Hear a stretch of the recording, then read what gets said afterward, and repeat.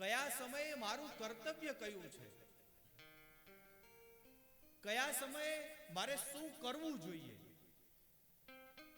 એ કર્તવ્ય વિવેક પણ માણસના જીવનની અંદર હોવો જોઈએ. કર્તવ્ય વિવેક એટલે બોર્ડર ઉપર કોઈ સૈનિક દેશની સુરક્ષા કરતો હોય અને આ બાજુથી એક ગોળી મારે અને સામે પેલો સૈનિક, પેલા દેશનો સૈનિક મૃત્યુને પામે. એણે કામ કર્યું છે મારવાનું, પણ આપણા દેશના સૈનિકે સામેવાળા દેશના સૈનિકને માર્યો હોય અને એ સૈનિક બોર્ડર ઉપરથી પાછો આવે એટલે દિલ્હીની અંદર એનું સન્માન કરવામાં આવે. વધાવવા ભારત દેશના એ સપૂતોને, જેને કારણે આવા પાકિસ્તાન જેવા દેશની સામે યુદ્ધ અને આ સમસ્યાઓ છતાં પણ આપણે અહીંયા બેસીને કથા કરી રહ્યા છીએ, એમાં સિંહ ફાળો એ સૈનિકોના નામે જાય.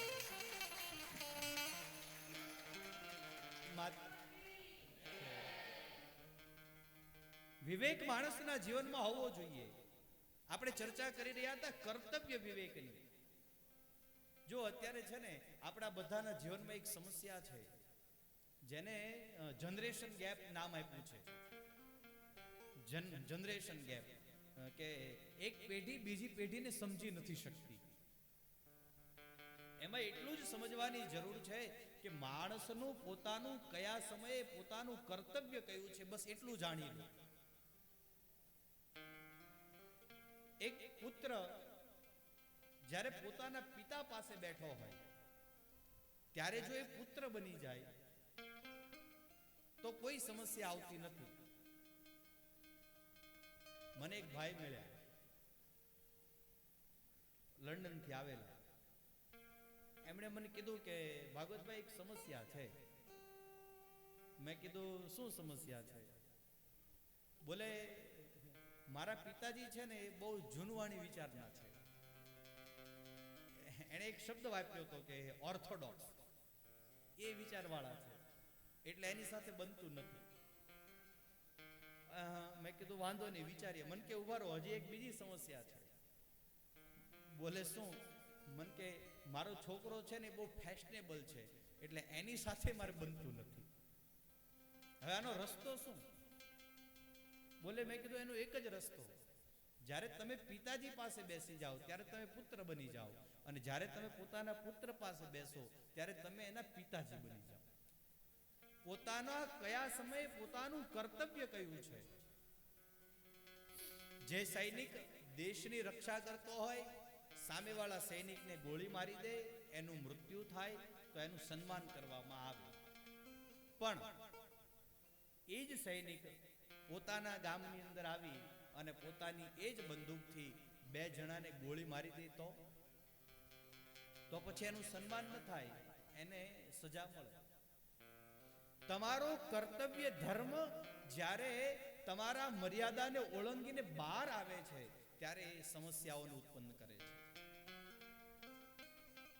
આ દરેક બહેનો રસોડાની અંદર ચપ્પુ ચાકુનો ઉપયોગ કરો. ચાકુ વાપરો ને, બહેનો લાગે ભોળી પણ શાકભાજી બધું કાપી નાખે.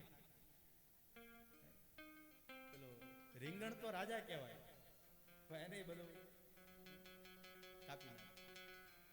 એ ચપ્પુ રસોડાની અંદર હોય, એની મર્યાદાની અંદર હોય તો એ બહુ સારું લાગે.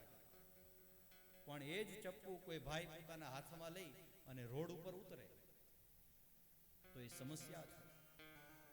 તમારી મર્યાદા, તમારો કર્તવ્ય ધર્મને જ્યારે તમે છોડી અને મર્યાદાની બહાર નીકળો છો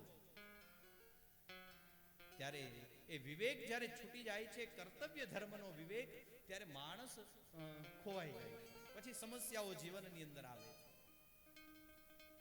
પહેલો વિવેક છે ને એ સામાન્ય વિવેક છે, શું ખાવું, શું પીવું, કેમ જીવવું.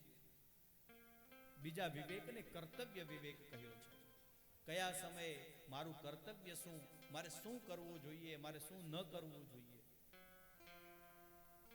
અને ત્રીજો વિવેક જે પરમ વિવેક છે, જે વિવેકને શ્રીમદ ભાગવતે ગાયો છે. પરમ વિવેક શું છે?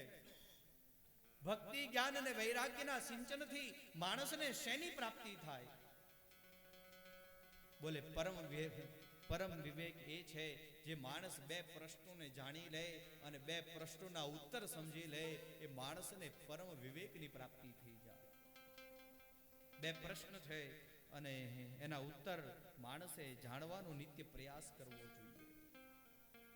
પહેલો પ્રશ્ન, આ સંસારની અંદર મને કોણે મોકલાયો? હું ને તમે આ સંસારની અંદર આવ્યા છીએ તો એનું કંઈક કારણ રહેલું છે. વેદાંતનું એક સૂત્ર છે, કારણ વગર કાર્ય હોતું નથી. પરમ વિવેક એ છે કે મને તમને આ સંસારની અંદર